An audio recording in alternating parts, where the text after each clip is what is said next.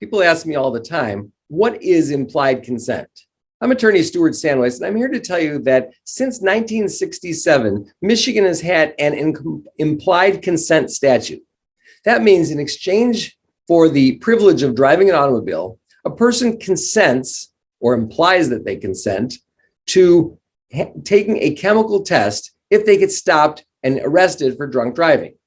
Now, part of the reason that the state enacted this is because the Fourth Amendment protects people from the police. It says that the people have the right to be secure in their persons, houses, papers, and effects from unreasonable searches and seizures. So a person could argue that by an officer stopping the person and arresting them for drunk driving and then taking getting them to give a blood sample or a PBT without proper consent violates the Fourth Amendment if they get it without a warrant.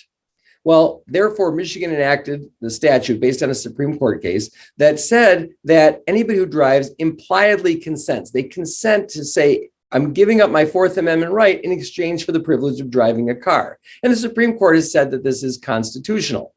Now, a lot of times the police do that because they can't get a warrant in time and so forth.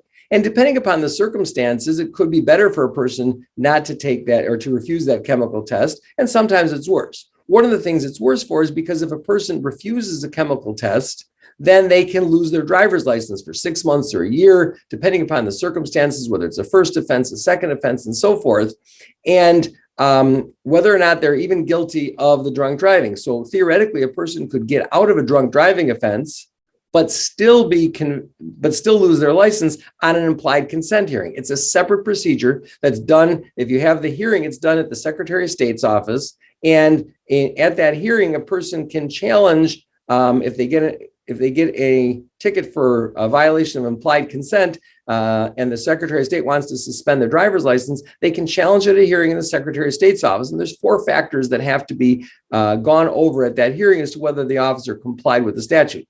Now, several years ago, I had a client, we're going to call him Paul to protect his identity, and Paul was a diabetic.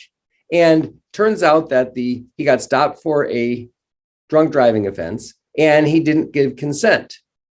And the police officer took away his license, and he called me and we asked for a implied consent hearing. We went down to the Secretary of State and we won the hearing. Why? Because the statute says that if a person is diabetic or if they're a hemophiliac, they don't have to take the blood test. They have not given them implied consent.